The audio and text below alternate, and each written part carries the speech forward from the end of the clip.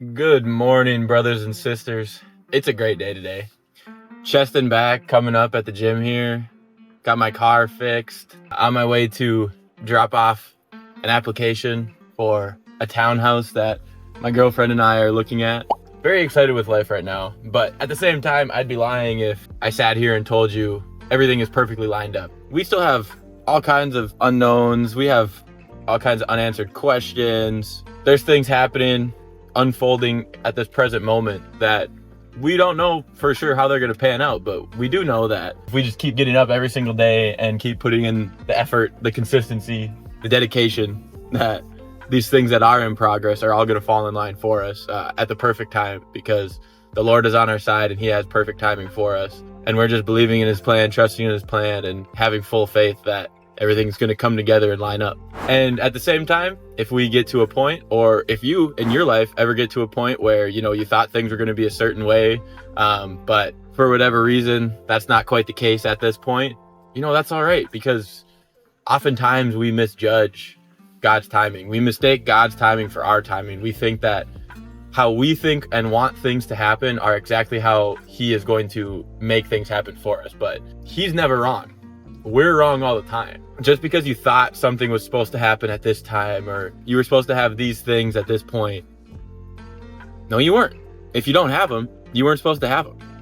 Plain and simple as that. Now, whether or not they're just not meant for you, God doesn't intend to give you those things, or he does, but you haven't done enough of what's required. You haven't put enough effort in yet.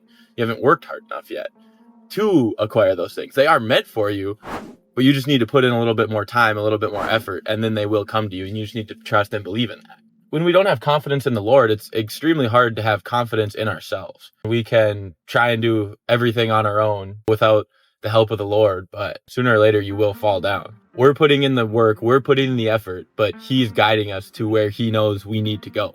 I hope you have a pretty good idea, a pretty decent view of where you should be going, a decent understanding. You don't have the full picture, and I don't think anyone ever truly does have the full picture, but hopefully you have at least a decent understanding. You understand the things that you enjoy, what you like to spend time on, and you do dedicate time to that thing or those things. We all collectively need to slow down, be a little quieter, listen, and look for signs from the Lord, from God, from the creator of this universe, who put everything together and is directing everything. We need to take advice. We need to hear what he wants for us. We need to hear what he wants us to do so that we can act upon these things and continue to further our lives. You truly can accomplish a lot, and you can go far. You can get a lot of things done without necessarily having a strong faith, a strong belief.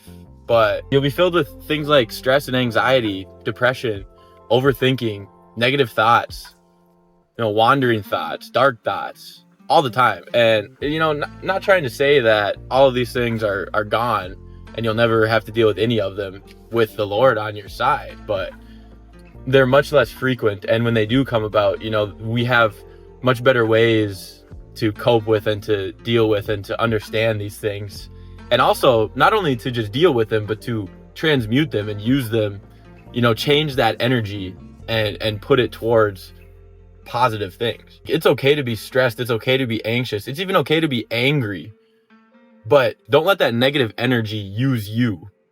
Turn that negative energy around and direct it into things that are positive, into things that are going to level you up, into things that are going to help you grow and change your life for the better. It can be a very difficult thing to do, especially initially learning it. Something to keep in mind is that you should not expect yourself to be perfect, and you should not expect yourself to never slip into negative habits, negative thoughts, things like that. But once you start, just continue to try your best. When you realize you've messed up, when you realize you slipped up and broke a promise you made to yourself, don't beat yourself up. Say, shit.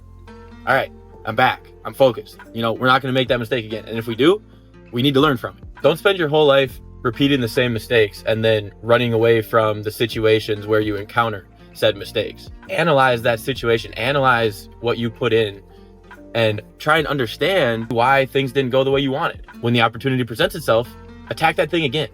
And more than likely, when you fail again, but in a different way, analyze your actions, analyze what you put in. try and figure out, okay, maybe this is the issue. And when the opportunity presents itself again, you guessed it, try again.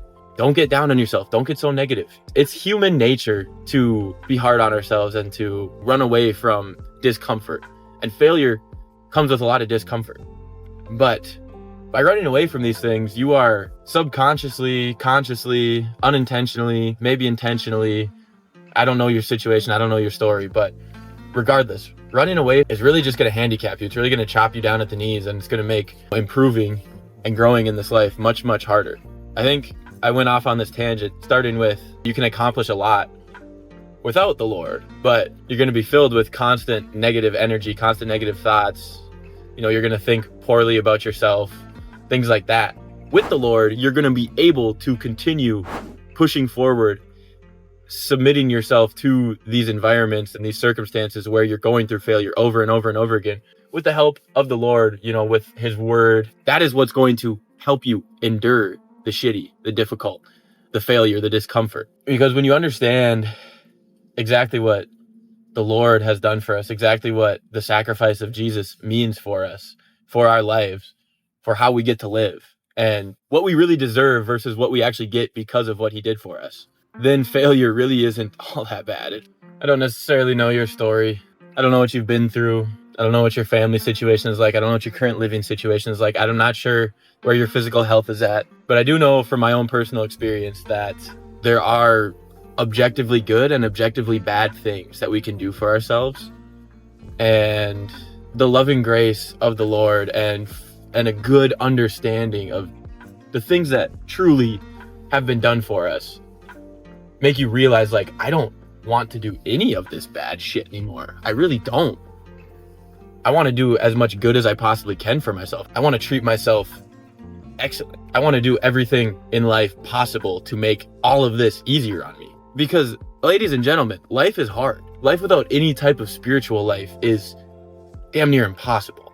Everybody's journey is at a different point. We all start different. There's people out here who have way more privilege. There's people out here born into absolutely nothing. There's people born on the streets, guys. But nothing is stopping any of us from achieving everything we want. Yes, a lot of people have to work way harder. Yes, a lot of people have to go through way more struggle. Yes, a lot of people are presented with what seem like impossible circumstances. But through the Lord, everything is possible. There was a time where humans hadn't discovered fire. And then we discovered electricity. And then we invented things like the internet and smartphones. And say what you want about certain inventions, but throughout history, we have shown time and time again that impossible doesn't really necessarily hold a whole lot of weight. Impossible is something that only becomes possible when we tell ourselves something can't be done. If you work at something every single day, as much as you possibly can, and you have a true passion for it, you will find a way to make whatever you want to happen. It's not much more complicated than that. And, shout out to Higher Up Wellness. It's not easy, but it is simple. Put in the actions that you know are objectively going to make your life better. Watch your life improve. Watch yourself become a happier, more fulfilled person. Watch yourself become healthier. Watch your body change. Watch yourself become more physically fit than you've ever been in your entire life. And notice how that makes you feel. Not only because other people notice it and you think, oh yeah, finally other people are giving me the respect I deserve, but also just how you actually feel. More energy, less pain, stronger, all these different things. That being said, thank you for checking this one out. I truly appreciate it. I hope this one helped. Let me know what you think down below in the comments, and we'll see you in the next one. Peace out.